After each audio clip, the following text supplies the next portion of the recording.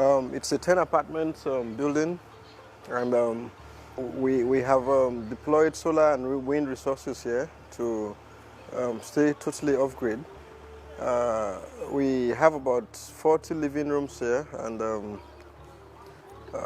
we also have a water system that is about 50,000, actually 57,000 to be precise, 57,000 liters of water pumping system, which is also run by a solar-powered borehole.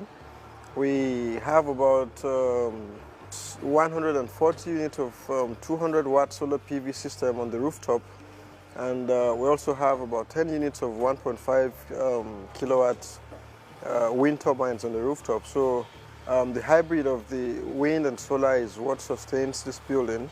Even at night, when the sun is not there, the wind turbines could actually generate some energy, to add to the batteries. At least that could push, get the battery going. And the wind and solar, is hybridized, so they work together to charge the batteries.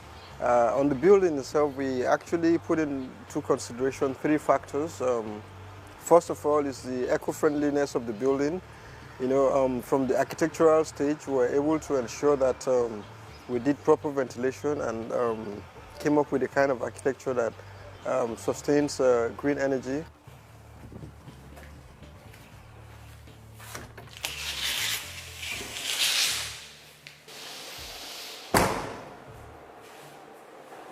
As you can see, we have, just within this living room, we have about 3 windows and then another very large one at the dining. This actually helps us with ventilation.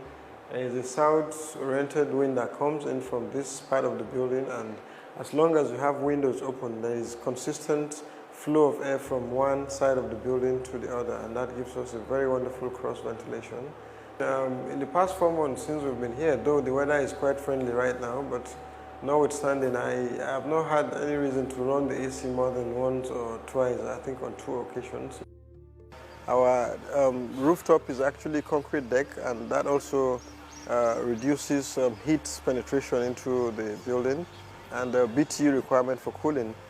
The terrain here, the topography here, we're somewhere at about 590 meters above sea level.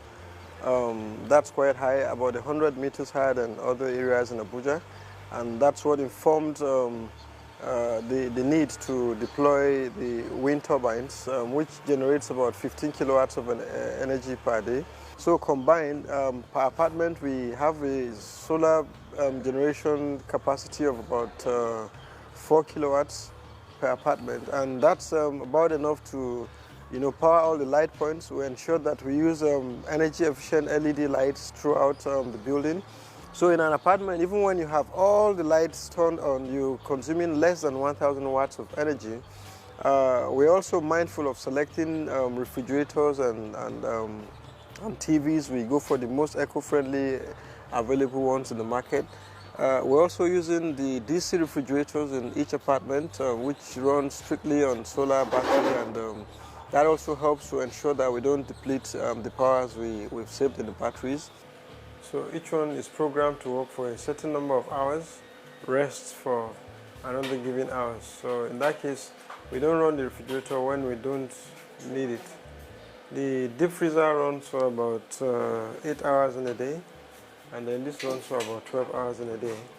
But with the use of these timers, you can program them to run when you need them to run and go off when you don't want them to run. On this building, we have about 70 units of the new improved energy-saving air conditioners. It's called the Inverter VACs. It doesn't have starting current to start with, and secondly, it runs at about 30% less the power required to run regular ACs. So that's what we're having here. Normally from the building design, we don't expect you to run all the ACs in each house at a go. But where necessary, you can actually run up to 3 ACs simultaneously, and that 3 ACs can run for not less than 6 hours in a day. So that's to say that you can run 18 hours of air conditioning in each apartment. Interestingly, we have solar water heaters on the rooftop. So those solar water heaters feed into the installed internal water heaters, which are hardly in use. The only thing I will tell you we don't have connected here is the ovens, because that takes very, very high electricity, and we just figured out that we could actually use the gas system for that to resolve that purpose.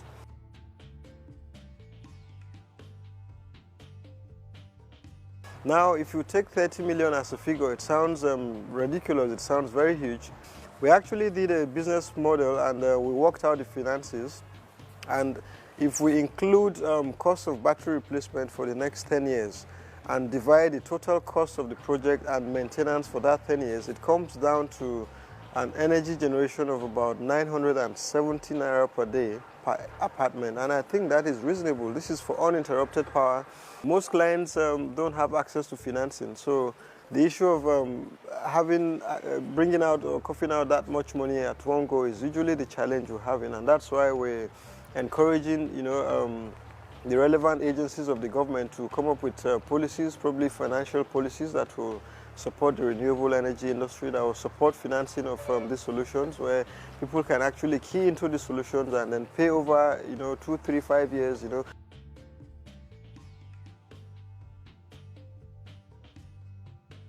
Besides, it will be interesting to note that the current electricity we're enjoying in Nigeria is actually subsidized, and by the time the government takes that subsidy off, which eventually will definitely come, you realize that, on the longer run, the renewable energy, that's the solar, solution is actually cheaper than even the grid solution that is not available as we speak.